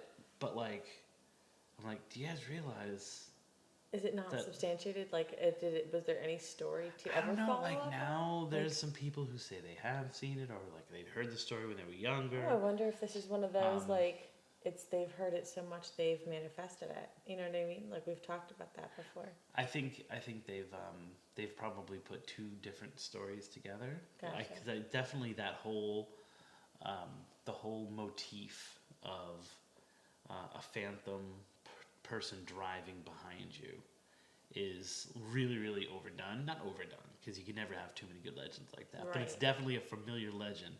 And so I think people maybe in that situation like start mixing a story that they heard and like, oh yeah, Copacut Road was about Copacut Road? Maybe I think it was about Copacut Road. Yeah. And so then it takes on life of its own. So I think that might have been one of those situations where maybe she had heard someone say it, maybe someone. I mean, I really can't judge. And, Right, yeah. She you didn't know, give you but any information. quite You've got frankly, nothing to like, go on. Just, but on the other part of it is like she didn't stand up to tell me what Right, it was either. So exactly, I yeah. have to piece it together based on it. So. all right, so here we are. It's in the fridge, in the old leftover section. I mean, it's just... In the it's- crisper. Yeah, in the crisper, maybe even, yeah. And I really didn't think about it too much. And then maybe, you can start saying in a roundabout way, like the whole clown craze of 2016 brought a little bit of it back. Crazy clown. The craze. crazy Oh. clown. Just because, like, that kind of, like, the whole Halloween-y associated with Now- with clown thing was going around, and it was just, and carnivals and circuses, and so you and- maybe it was kind of in my head a little bit. You and- just did a post or a show with Spooky South Coast on the clown craze, didn't you? Didn't that come up? yeah, Oh. we had, and it was kind of at the beginning of it. Okay. Right. And So- it kind of got picked up and like it went It took viral off, to a little yeah, bit. To a little right, bit. We absolutely. kept checking it, and it kept being like, wait a minute, it's 60,000 views in like a few hours, and in that, especially in the single clip, I bring kind of forth the theory that maybe it has something to do with. There were 3 different movies that were going to be about clowns that were homicidal, and so maybe there was a little bit of a publicity push that people were pulling publicity stunts, and that maybe it That's might a really have been good point. Yeah. might have been Rob Zombie who had done it, but that's one of those stories that really just starts to take. Did that show spark or re-spark the story that was in the crisper? I mean, is that what kind of got you going? I think it at least made me think about it again. Okay. And I think for 2 reasons. For one, because we were trying to intellectualize something that was going on, and so that always gets my I approach the paranormal from an intellectual pursuit. Like, what does it mean, and what does it mean for us that we have these legends? And so I think that part of it was very interesting for me, and that like started my brain kind of going. But then like I don't know, it's hard to talk about a clown and not think about the carnival of the circus. Right. And so, if there are 2 things that have a heavy, heavy influence on the culture of Southwest Florida, of Lee County and, I don't know, that's not Charlotte County, or is that Sarasota Hendry County? Or Sarasota. Sarasota County, of course, sorry. And it's Edison and Ringling. Right. Yeah. Those are 2 definitely like stamped personalities. Well, and Henry Ford too, but okay. Yeah, okay. If we have to say 3, and if we have to say 4, it's Mike Greenwell and... Well, and then, I mean, you've got your Osceola, you've got your Seminole, Miccosukee. I mean, you've got quite a few Indian tribes, too. I was going to say, down I here. have no idea what you were talking about with any of those, but... Oh, God. Honey, you're a Floridian now. You need to know your Florida history. Yeah, okay. Caloosahatchee all the way. They're so much better than the Wampanoag. Anyway. So, what really sparked it was I needed to, I had posted something I think, on Thursday. So if we're thinking Halloween is Monday, Okay. Yeah. on Thursday I had posted something which had been on my mind a lot lately, when working on different things, and it basically was a call out to, like, you know, is the paranormal, is this urban legend stuff, is this, you know, and it was more of like doubting myself. Is this where I should be putting my energy? You know,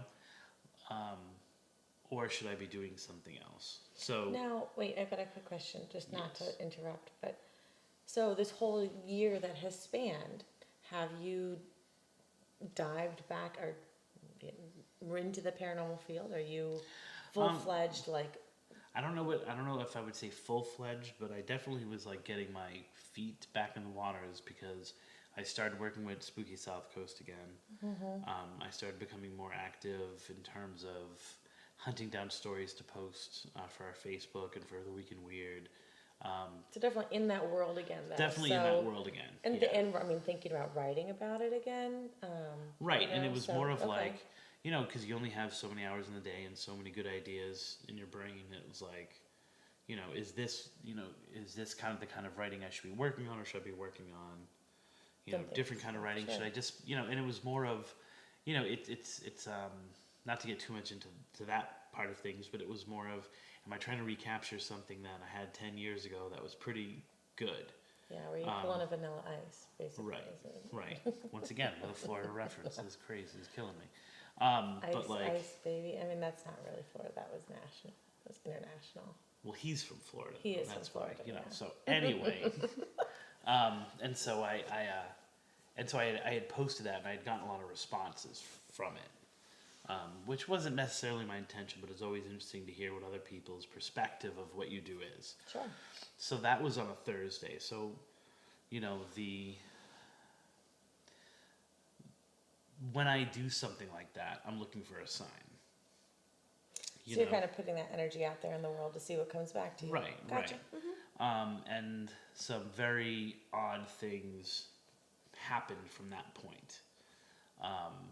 You know, I don't understand why people haven't experimented with this more, but, you know, there is like parapsychology. It's like not paranormal research, but parapsychology. What is parapsychology? So parapsychology is like a field of science that's dedicated to investigating things like the word that I can never say, so I'm not going to try to... Telekinesis? No, I can say telekinesis. It's the other one. Television? Okay, I'm going to say it and I'm going to sound like it, but telepathy. I can, the word cannot come out of my mouth. That's pretty good, though. Can you say it? Can you say it? No, now I'm going to say it like you said it. Okay, so it's like really one of those things. Telepathy? I No, cannot say telepathy. Telepathy. No.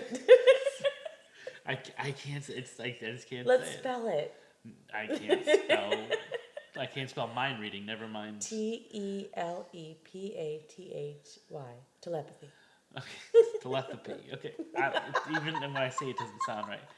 But anyway, so parapsychology actually has to do with like creating a scientific environment where trials that have specific controls and you know they try to take a scientific approach. So it's very far away from, even though people sometimes mix the two, it's very far away from paranormal investigating, going on the field and trying to document ghosts. It has much more to do, it would seem, with trying to say what is the power of the human mind. Right, okay, so why would telepathy be a paranormal field anyways? Like, why would anybody ever think that telepathy is part of the paranormal? I think it's the word para in it. Okay. And I think that, you know, if you probably want to take a step back and say, you know, those people who, a lot of like early people who were then into the paranormal, delved into parapsychology. Like, I think that there is a natural flow between the two of them. Is parapsychology So if you have someone like William Roll, telepathy, who is, you know, was a parapsychologist, but also worked in the paranormal field, or and then of course in Ghostbusters they were parapsychologists who then went and hunted ghosts. So I think that there's a natural thing between the two, because if you can say that I can, if you can say I can control things with my mind, or I can communicate with my mind, that goes a lot to the whole idea that our minds exist after we die. Right. We had a fun talk about that. Too. Right. Yeah, and so so I think that but one is a field of science, which is not a fully embraced field of science even within and of itself, which looks to create a controlled environment that that people can then manipulate. Okay. And so one of the things that they really concentrate on is what they call random number generators, where the subject tries to project numbers and get the number generator to pop out that number, and one of the things that I've always wondered is why people don't informally try to duplicate that experiment with their iPhones, you know what I'm saying, or with whatever their device is. What do you mean by that? Well, How? I mean, if you take, okay, so if I am experimenting, right, then I say, I want Bop to come up on my iPod, and I concentrate on Bop, and I focus all of my energy on Bop. I don't think it's Bop, it's Bop. I'm saying Bop. And then Bop comes on. You know what I'm saying?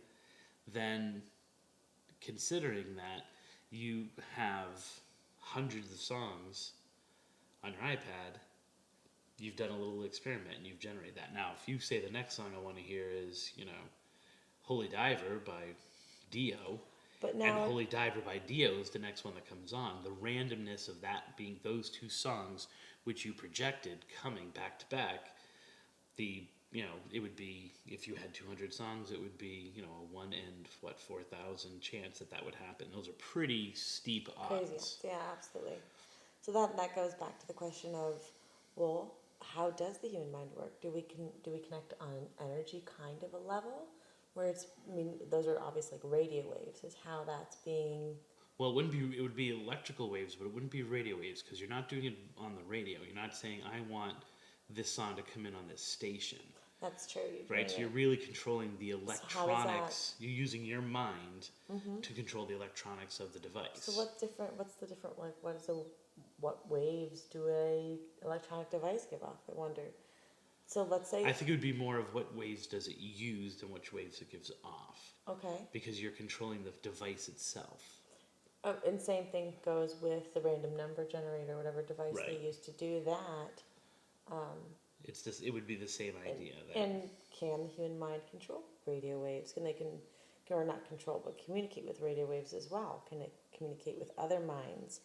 So, I guess that's the study of parapsychology. Well, right, so we create devices. Radio waves are out there, we just ride them, right? So you're creating, and there's some generating of it, but like when you turn on a radio, the radio wave has been there the whole time. You're just tuning into that radio. So it's the same kind of idea when you're trying to connect or communicate with the dead, right? That it's always there. Their potential is always there. When we've talked about the Tumblr aspect of things, of the situation being perfect for you to get something, but the theory is that they don't all of a sudden just appear there, because just the same way just because you turn on the TV doesn't mean ABC wasn't broadcasting the entire time. Right. Okay. So I had probably 5 instances on that Thursday and Friday morning, and then probably another 5 more over the weekend. Wow. Where very specifically I wanted a specific song to play next, and it played next, which is not a huge thing, like if it just happens, It is too, absolutely. And and I had probably upwards of 400 songs in there, because that Friday night was the school dance, and I was supposed to be DJing it, and so I had loaded up my phone full of tons of songs and everything like that. So it was it was So even not more only are loaded. you in the paranormal field and a teacher, you're also a DJ. Well, I wasn't that night, which kind of goes to the next part of the Oh, story. okay. Because I was replaced as a DJ that night. I don't want to talk Aw. about it, it's too sensitive, too raw. But what I did instead was I was, because one of the organizations that I'm in with my school was sponsoring the dance. Hang on, I gotta just interject here. Sure. The reason you were replaced is because you say umbop and not mbop. Okay, So- keep going. So, I was working concessions. Okay. And actually, I think it was technically before the dance. We were showing a movie, and it was, so I think that's what we were doing. No, it was the dance. It was the actual dance. Okay. And so I was doing concessions. And as I'm taking the money from the kids, one of the kids hands me a $2 bill. And That's crazy. I look at it and I'm kind of like, And I put it in my pocket. I gave $2. Don't worry, I didn't rob the school. And I'm like, this is my ultimate sign. Okay. Why? I'm glad you asked. So part of this chapter on ghosts of Ringling and things like that talked about how Ringling wanted to convince Sarasota County and Venice in particular that his circus making it their winter home was beneficial, right? He wanted to prove to the city and the people of Venice that, like, we're a huge part of this economy when we're here, and so he would pay his employees only with $2 bills, right? And so at the end of the day, you as a shopkeeper would go through your $2 bills. You would go changing money and be like, I've got $300 in $2 bills. You knew that Right. the people who were from Ringling had spent The that much money in your performers, store. Like, circus wow, people, yeah. they're having an impact on our economy, And it was his like little trick way of proving that this, and it was included in that chapter. It was in no way connected to. I shouldn't say it was not connected to the story of the train, but I got it in my head that would be a great centerpiece of trying to experience that train. Absolutely. I mean, when do you see? First of all, when do you ever see $2 bills like passed around as normal everyday currency? Right, and it's you kind don't of the see that. I totally take that as a sign. And to me, it felt like the year before, it felt like something that, and it was part of the reason why I couldn't find any $2 bills. And so it was like, I almost took that as a sign that like I wasn't getting anywhere, right? But I always had the idea, even early on before I had planned on going out, that if I went out, this I'm talking like 5 years ago, if I went out, I was going to bring $2 bills. 5 years ago. So this was even before I did the research, because I've known about it for 8 years, right? I knew about it pretty early on when I got here. Oh, gotcha. Okay. So I'd always had in my head that I was going to connect the $2 bills to the Oh, how funny! the actual and thing. then it showed up. And then a $2 bill showed up. $2 bill showed into and I was like, you know what? This is a sign. Not that I'm going to necessarily experience anything, but that I should go out and do it. You know what I'm saying? When the universe puts that much in front of you, Yeah. you do it. But again, it's not about the evidence. It's about your journey and how you needed to find that closure, I guess is the best word. You needed to experience it. Yeah, I need to experience it, yeah. There was definitely something pointing me to it. So, kind of all the things fell into place. I wasn't even really sure I was going to do it. And then, of course, you agreed to go out with me, so that was like the perfect thing of it, because it was like, okay, and now I'm not going to be doing it alone. I'm going to have someone who's excited about doing it as well. And it was like, so probably it wasn't until Sunday that I really had in my head that Monday on Halloween that I would be going out. I had my $2 bill in check. I had my umbop or umbop, whatever it is, clicking in my head that the universe was at least telling me that there was some kind of maybe energy power message that I should be getting here. And so. And then he had this chick who was like freaking out because we were going to an abandoned train station. No, I'm just kidding. I didn't get any like spookiness from it at No, all. it I don't was think there was a peaceful. moment that was spooky. So. No, that was peaceful.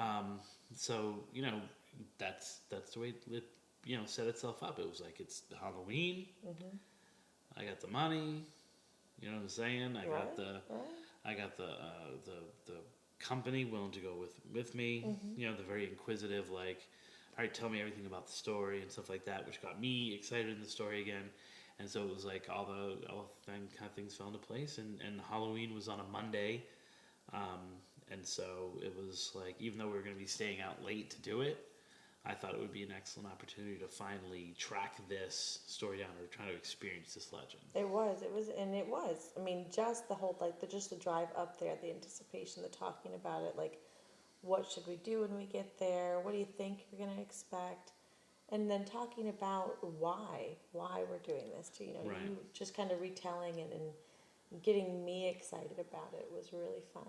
Yeah, and I think that if it had been more planned, it would have had some good consequences in terms of we might have brought some other stuff to experience this with. We might have been able to set up, the moment. Yeah, but it was spontaneous. But then it also had that spontaneity of like, absolutely. We really didn't even know until 8:00 that night when I'm still trick or treating whether it was really going to go off Right. and whether we were going to. I think honestly, and obviously this is my first time doing anything like that. I've never really done an investigation. I don't know if you would really want to call it an investigation, but I've never really tried to. No, it was a legend trip. I've never legend tripped before. I've never tripped on a legend, ever. I mean, me, I'm a research fanatic. I love to Right. research things, but I've never actually gone out into the field to experience things for my own self. So it was incredible, and I didn't know what to expect, but I wasn't let down by any means. And I think the fact that we relied only on our senses to tell us Right. whether or not something was amiss or something had been there or whatever, I think it's the best way to do it. That Right, way right. we're not guided by anything but our own consciousness. So Yeah, and so it was. We got there pretty close to midnight. oh god, it was like what 11. I mean, it was like 11:30 or something Yeah, like that. It was probably like 11:15, and then we ended up taking the path because there's a path that the train used to go on, So which kind of cuts over the highway and then goes back down, and it's it's kind of a picturesque kind of thing, and to get in the mood. So we took the trail that the train takes, which the tracks are not there anymore. And we kind of said, probably the best place to do this, the place where most likely the energy would be the strongest, would be the tracks themselves, which some of the tracks are still there. there's probably maybe 100 feet of track, you think? Yep, there's probably about 100 feet of track, and then there's only what I can assume was a part of the track went south, and part of the track then maybe cut across the state. Maybe. Now, whether Ringling used both of those tracks, we don't know, but there are two different tracks that eventually meet up with each other. Now, Or was that would long- have met up with each Wait, was other. that like the longer? Was that the newer set of tracks that we walked Right, so the along, newer you set of said? tracks, Okay. I have a feeling that's the tracks that went north and south. Okay. But probably at one point, maybe 50 feet away, there is the end of the tracks. A totally Which is called the different end of the Yeah, tracks. right. It's a totally different track. And I get a feeling that at one time those were junctioned. And they went different directions. Even though we don't know that. Even though we don't know didn't that for a really fact, okay.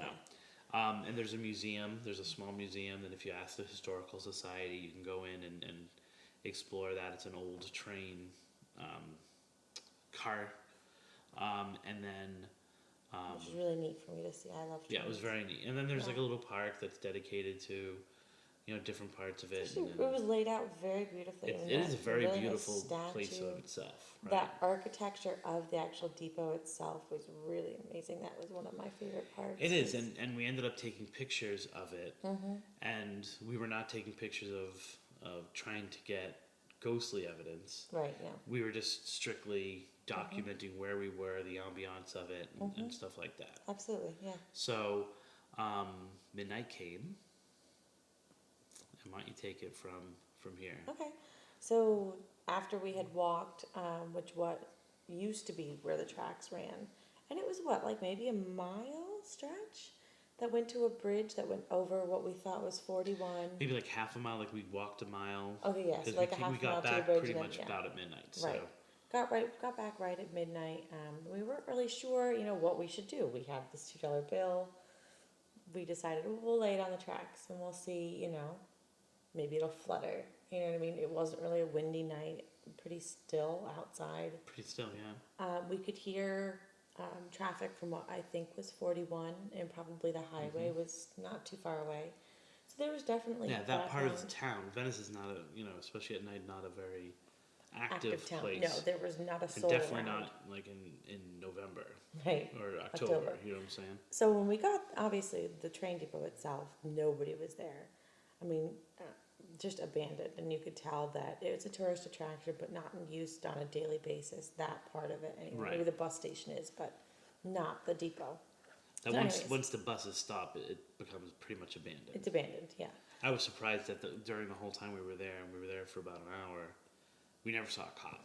Like, Never. it's not like as if a cop, And who's there's no like rudest to go security through. cameras. There was nothing. Right. Nothing there at all.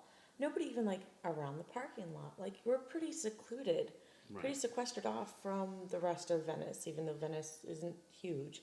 It was kind of out of the way, and the only traffic we could hear was the distant traffic from the Right. highway and And even when you're 341. pulling in, it's kind of like, if you go up the hill, there's the fun part of Venice, and this is down the hill. Right. So So, we were on the right side of the tracks, though. Don't worry. So, anyways, so we set the $2 bill down on the tracks, and we kind of sat down too on the tracks. And I don't know, something told me hold on to the metal part, the rails, maybe to like feel vibration, see if it warms up. Just going based upon what my natural inclination was. Again, I'd never done anything like this. So I sat there for probably 5 minutes. Chris was doing a Facebook Live video, just kind of documenting that we were sitting, it was midnight almost, that we were going to go silent and just see what happened. Midnight came and passed. Nothing crazy happened. We didn't feel any kind of energy or anything really. right. And it's, for my part at least, I thought I was using the $2 bill not as something that would be impacted, but almost as like an offering. You know what I'm saying? As a way for us to focus our gotcha. energies on something to be kind of better perceivers, Well, we really didn't even talk about the $2. The Right. usage of the $2 bill was going to be. We just knew that you had it. It had come into your possession serendipitously, and we had to use it in some form. But I didn't know. Right. So right, and because there was no, it's not like the redheaded hitchhiker of Route 44, where you're supposed to shut off your lights, honk your horn. Like there was no ritual connected from the haunting to Right. the $2 bill. It was just something that I'd always had in my head. They were connected, and that if I went out there, I would be rolling with $2 bills. right. So for me, anyways, midnight came and passed. We stood up and we started walking down that little stretch of that 100 feet of track or whatever, and distinctly, Which was different from when we did the $2 bill. which is We different. did the from $2 the bill $2 on yeah. the what they Well, call wait. the end of the track. Well, wait, we heard the first thing when we were still on Yes. the end of the track. So we both heard at the same time what sounded like a train whistle. Right. So I was like, wow, Two of them. Two of them. So we both looked at each other at the same time, like, okay, well, it could just be noise from the traffic that was around us. Right. 41, people have horns that sound like that, whatever. So let it go. Didn't really think anything of it. And they're like, well, let's walk around a little bit. It's still such a pretty night. we weren't really disappointed, I don't think. No. It was more so just like cool that we got to experience it. So we went and walked along. I don't know, that had to be like what, at least triple in size from what the end of the tracks were. Yes, The other yes, run it's of much tracks, it's longer. much longer. And it So- goes the length of the depot. Right, it's the length of the depot and then past Right. on either side. And I don't think we didn't, because it was too dark, we didn't walk all the way to the end past the depot. Right. So we were walking along those set of tracks, and we heard, I don't know, maybe 3 or 4 more times. Yeah, like I heard it 3 more times. Right. Clearly. I mean, and it was incredible.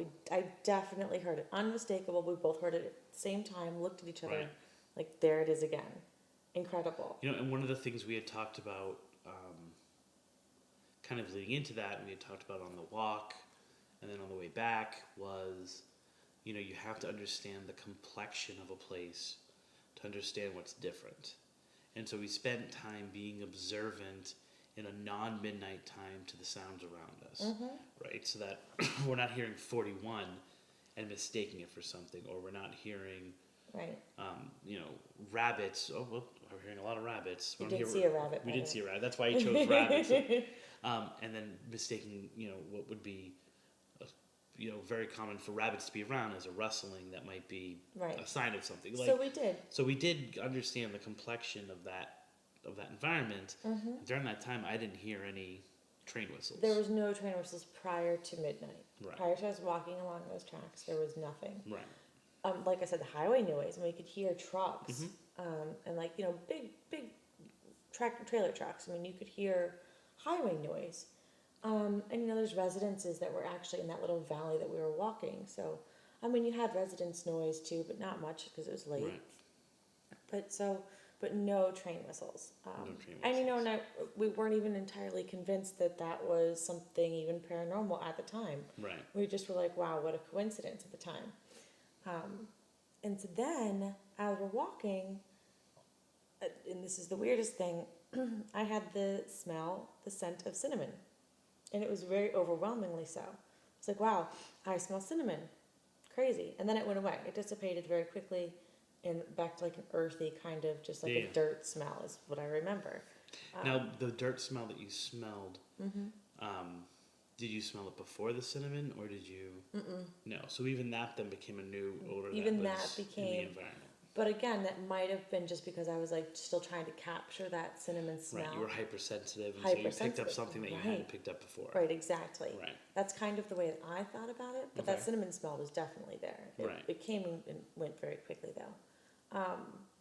And then later you told me that cinnamon is sometimes used in different folklore, which I had no idea. Yeah. I mean, I'm a complete newbie about all of this. So. Yeah, and I think it's really sometimes used in different forms in terms of like, you know, different kinds of witchcraft as well. And it's also known to impact spirits, usually in kind of a dispelling kind of way. Oh, so it's a bad thing, like two spirits. Well, I don't think it was. It's more of like a protection thing, I think, than a bad thing. Like it's not. Yeah, I don't think it's like a spirit breaker. So I like don't my think, guardian angel was like shaking cinnamon sticks at the bad circus workers around us. I'm just kidding. Well, because if you once again, if you're talking about frequency, like scent is just a certain vibration, right? Like it exists as a vibration that you're picking up through the receptor of your nostrils, and your nose, and so that frequency can be duplicated by other things, Like, right? Well, I mean, you know, like artificial cinnamon still has a cinnamon scent to it, or if you burn a candle that's cinnamon, it doesn't have necessarily cinnamon in it. They've been able to find a combination of fragrances that smell like that. Well, those fragrances are once again just combinations of waves, right? So, you know, it could just be more of like a connecting kind of thing, or like a something giving off that. So if you're trying to interrupt the wave, that means that somehow it impacts spirits, which means they might smell it as well. You know what I'm saying? Like, I mean, it's a stretch, but it's one of those things that was like odd to the environment. Once again, we weren't in what would be we weren't in the restaurant section of town. We weren't in sort of strongly smell cinnamon anywhere in Southwest Florida. It's not like there are people making cider Right. on the side of the road, Yeah. and you're like, there's cinnamon there. So it was, there's enough of it in folklore connected to the spirit world that it's worth noting, Yeah, if not sure. for a specific reason. And I didn't know, honestly, going into it, I had no idea cinnamon was connected to anything, any kind of references in any. Yeah, I think that kind of- probably if you find anything that's really strong, you're gonna find it somewhere in folklore. You know what I'm saying, or Gotcha. somewhere in Okay. like Alright. rural superstition, because that it's noticeable and it's there, and that's kind of what it had some kind of function because of that. That's an interesting point. I would like to test that theory out. I would really like to pick out of a hat just a couple of different odors, like gasoline or Well, I don't think you're gonna find charcoal. gasoline as a as a rural superstition dating back 500 years or something like that. But I think we could probably do it with just regular household spices. Like just take 3 spices Like oregano. randomly, like right, that. and say okay, what is the history of oregano? I would like to do that. in terms yeah. of superstition. That would be a fun That sounds project. like a good podcast. for later. So I mean, after the cinnamon smell, after the earthy smell, we continued to walk. We were talking, and not even necessarily about anything in particular, just kind of just chit chatting. And then we went up onto the platform of the depot, and I read the historical sign that I hadn't had a chance to read, which was really interesting to learn that depot has been abandoned, has not been in use since the 70s. As a train depot. As a train depot. Right. Right. Which the bus station is on the other side. I mean, you can't really, for me, I didn't even really see it. I didn't even see the bus station part of it. Right. That's on the other side. So There's a whole parking lot. When I had gone separating. last year, what I saw were people, and it was raining, so that impacted a little bit, but there were people who were on the train station side of the bus depot, and then just when the bus came, they walked to where their bus was. So I think when people are there, they're not necessarily on one side or the other. They're kind of at the depot, and then they go to where when the Gotcha. bus comes, they Well, go.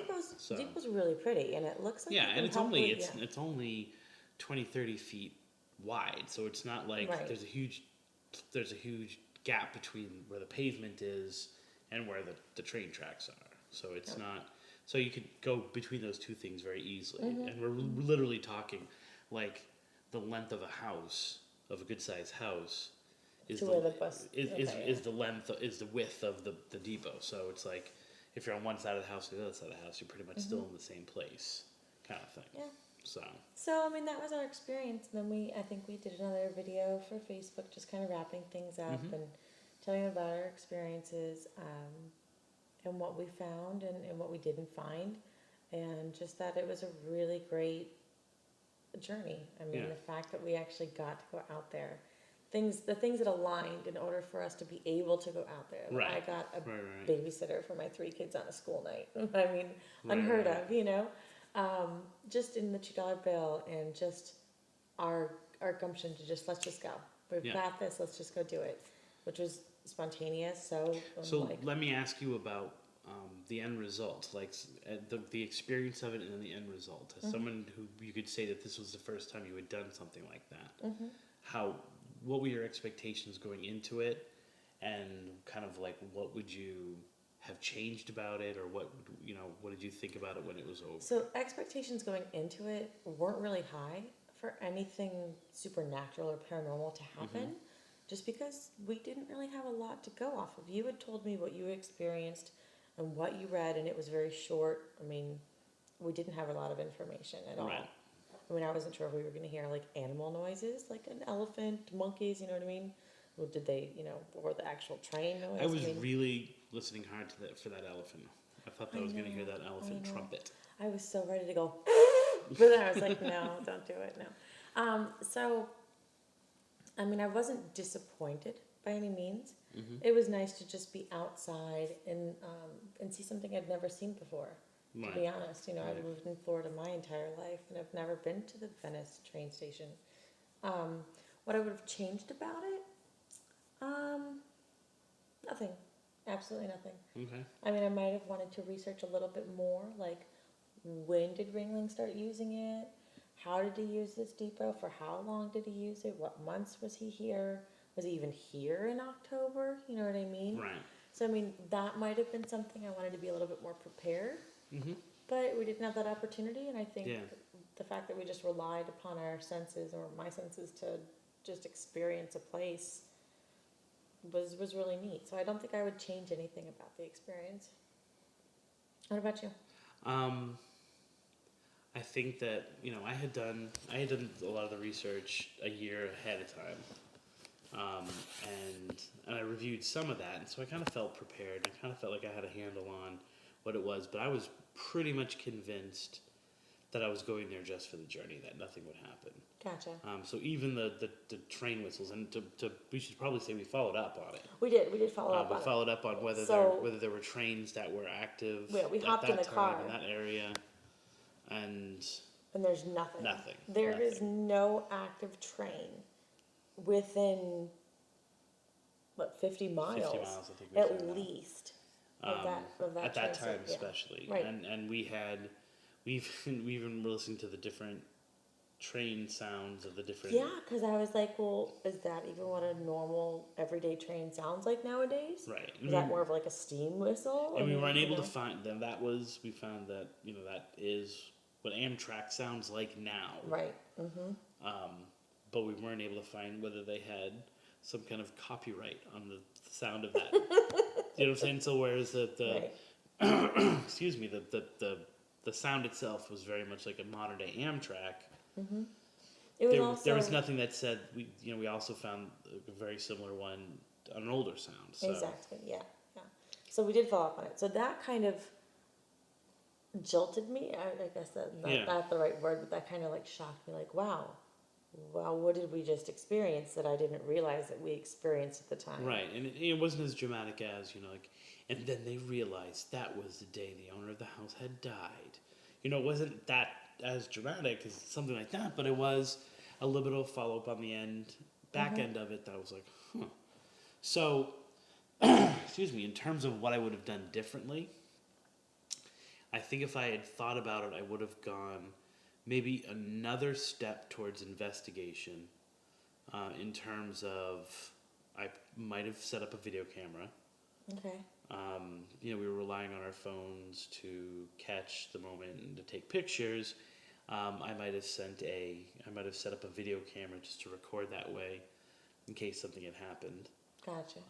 And I also definitely, I think in retrospect, would have done an EVP session. And that would have gone along with your vibrating rail time. You know what I'm saying? So like at the time that it was midnight, where we weren't talking. Right. No, we were silent. We were silent, trying to just be very observant. That would have been an excellent time to have like a little bit of an EVP session, and maybe what we might have picked up there. That's the investigator in you, though, coming out. That's the... Right, and I don't think that's too far of a lean, because once again, I'm not looking for evidence to prove or disprove. I'm looking for evidence. I'm looking for more of like, was there another way that we could have perceived that situation? Okay. So for me, it wasn't be like, look, I've proven that this ghost exists, as much as, what if the way that this ghost can communicate at this time, this recording, can be made known, is through something that I can't perceive with my five senses. But then that would go against what the lore is. That would go against what the legend is. Legend is that you can hear it. You can audibly hear it. You know what I mean? So now, allow me to retort. And I'm pretty sure, I want to say it was maybe 2004 that the Cool Book was published. Okay. So we're talking a good 12 years since the book was published. Then we're talking who knows how long from when she had heard the story. Right. Right? So if we're talking a residual spirit that's there over what might be 20 plus years, that might have lessened. The energy and maybe, of what was there. And maybe the best way to perceive it would have been on the lowest ends or the highest ends of you should have thought about so. that. You're experienced. I'm not. Well, like you I said, failed. That's why you have failed the city of Venice. That's what I'm saying. Like if I had to do it over again, that's maybe something that I would have done. So I think that we should redo it next Halloween. Well, one of the things that we had said as we were leaving, we left the $2 bill there, Mm-hmm. and we said, this is something maybe that we'll do again in the future, in that we've now made ourselves part of that moment, Mm-hmm. and so sometimes there are a spirit is more willing to communicate if it knows who you are. So we left an offering Mm-hmm. of the $2 bill. We're repeating the same thing, same time, same place, Absolutely. and so maybe that there's something in that clicks, For sure. Yeah. In addition to the And I've got crazy goosebumps right now. I just want everybody to know that just as we're talking about this, I'm like, but I also think that if some of the stuff we're planning to do over the next year takes effect, like we're going to be much more submerged in the paranormal realm. mm-hmm. And we've always talked about every step you take towards the paranormal takes two towards you. So it might be a different combination of things that make it so that we can actually experience something. Yeah, for sure. For sure. I don't know if I want the paranormal to take 2 steps towards me or any steps towards me. It's and we talked about that at the beginning of the show of that's fine if it's out there in the Venice train depot, not running into my bathroom. Exactly. Yeah. So. Mm-hmm. All right. Well. So that's, I think that's, there's going to be a posting about it. Mm-hmm. So you can check trippingonlegends.wordpress.com. And there'll be the pictures that we took that night, a link to the video from Facebook Live, and, you can get kind of a handle on what that night was and a little bit more of my commentary on it. So. For sure. And actually see it, the pictures kind of will do it a little bit of justice of how pretty it is. Yeah. And the environment in which we were. I mean, it was pitch dark and quiet. The video will show that, and you'll be able to hear on the video what our surroundings were. Right. So I think that'll definitely help the audience understand A little bit more about the actual. For sure, yeah. Yeah. Mm-hmm. So, so I think that's probably a good place for us to stop for the week. I do. I agree. And Until I think next that time. until next time. So we go to Astor, Florida. Lake George. Lake George is our next proposed thing. We'll see how that Possibly, goes. Yeah. I'm pretty intrigued, actually. We'll do a little drop in about what's going on later. Okay. Just to keep people updated about the next step of things. For sure. But definitely that we're looking to do this once a week, even if it's just doing research on everyday household items, or whether it's exactly. the research that we've done leading in about the areas and about places that we're going to be going, and talking about that, and even talking about that process. So I mean, one more thing I want to add is after we left Venice, I started just researching Florida, like small towns, like what are the legends here? Just because it kind of it sparked an interest. Like, that is so cool. I want to see what are some other places that nobody else knows about, that have little tiny stories that need to be built upon, that need to be looked at, investigated. The story needs to be told. Right. You know what I mean? So I've been using the hashtag Legends Project. Legends Project. For that. Okay. And so when we find something, I've been posting it, I've been pinning it to Pinterest, or I've been putting it, which then puts it to Twitter and all that stuff like that. With the hashtag Legends Project, this is this is a potential place that this is the first time I'm hearing about it. Let's, we don't want to get too popular with where we go right now, because we're really looking for those kind of out of the way places that help to form the complexion of that community, and that the community knows about, but not necessarily too many people outside. So we should probably have a whole show just where we talk about the process of the Legends Project and, for sure, and something like that. But absolutely. This is probably an excellent place for us as we're about to reach the 2-hour limit, 2-hour mark of this one. Wow. I know. You talk too much. You do. I really do.